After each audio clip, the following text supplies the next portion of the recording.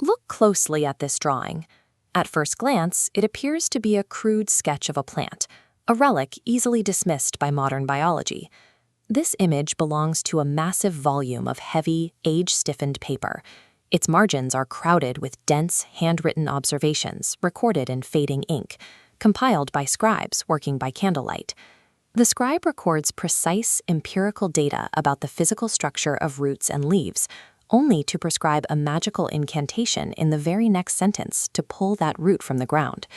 These manuscripts are known as Travniks. A Travnik is an early modern Russian handwritten herbal, a specialized encyclopedia of botany and medicine, compiled primarily during the 17th and 18th centuries. While these texts were being carefully copied and expanded in Russian monasteries and apothecary shops, Western Europe was entering the early stages of the Enlightenment.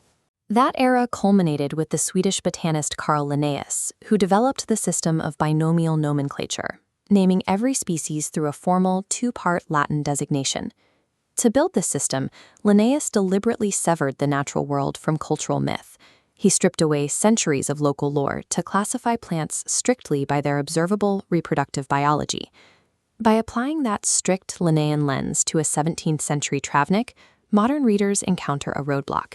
The manuscript appears to be a disorganized mess of biology and superstition, lacking any recognizable scientific rigor.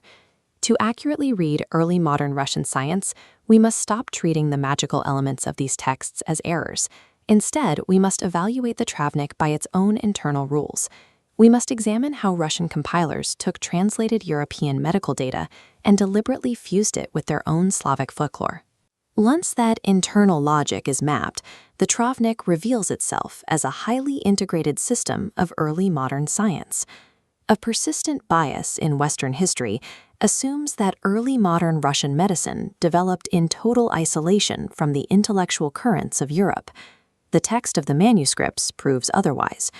Russian scribes were actively acquiring, reading, and translating the leading medical treatises of Western Europe. Their primary sources included early German herbals and texts like the 1492 Hortus Sanitatis. These European volumes utilized a rigid layout, pairing standardized illustrations with dense blocks of text to enforce a strict framework of medical empiricism. The knowledge recorded in these blocks of text was not purely academic, it was intended for direct application. The mortar, pestle, and raw plant material in this woodcut represent the universal mechanics of pharmacology that Russian practitioners sought to replicate. As Russian scribes imported these manuals, they performed a complex localization. They translated Latin concepts and European terminology into Cyrillic equivalents that local healers could actually use. Through this translation process, the Russian scribe evolved from a passive copyist into an active compiler, determining exactly which information survived the journey eastward. They immediately faced a geographical problem.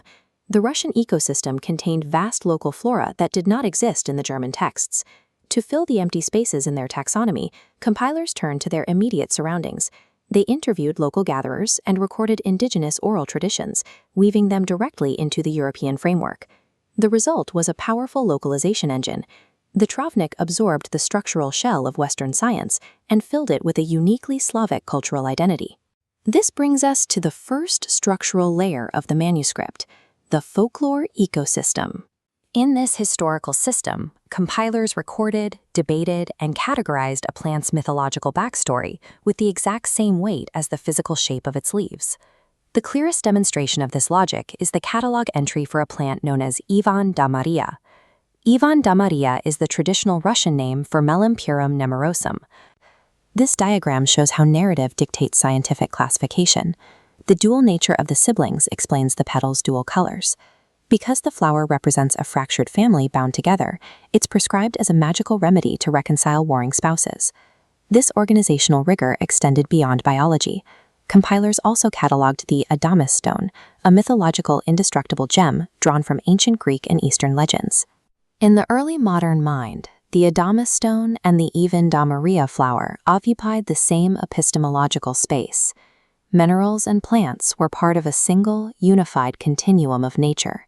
When determining how to utilize the Adamas stone, the compiler weighed its legendary origins and its observable physical hardness with equal seriousness. The compiler's deductive reasoning was absolute.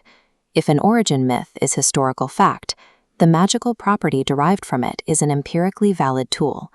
When a healer looked at the starkly different colors of the even Damaria blooming, they saw physical proof of folklore playing out in biology. Folklore, therefore, functioned as the primary framework for organizing and understanding botanical data. Knowing the mythological theory of a plant is only the first step. The manuscript then dictates its physical, ethnobotanical mechanics. The Travnik's Russification system was entirely utility-driven. Plants were cataloged based on exactly how a human being could apply them to solve a problem. This flowchart illustrates the four-step functional schema used for every entry.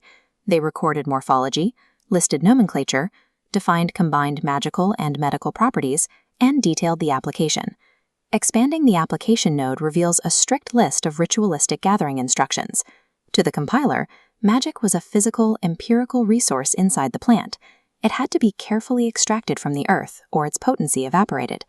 Harvesting required exact rituals, perhaps approaching the plant in silence, or pulling the root under a specific phase of the moon, to successfully activate its properties.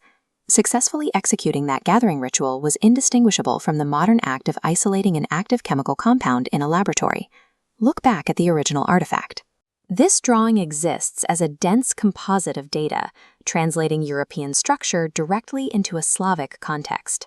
The manuscript is a masterclass in syncretism, achieving a seamless fusion between the rigid taxonomy of the West and the vibrant oral folklore of the East. To decode these texts, researchers must consciously discard the biases inherited from modern biology. The strict boundary we draw today between empirical science and mythological folklore is a post-Enlightenment invention. It did not exist for the scribes writing these pages. By treating the magic as mechanics, historians like A.B. Ippolitova have proven the immense historiographical value of the Russian Travnik. The text survives as a high-fidelity map of a lost worldview, detailing a time when a root's medical efficacy was inextricably tied to the cultural mythos of the soil where it grew.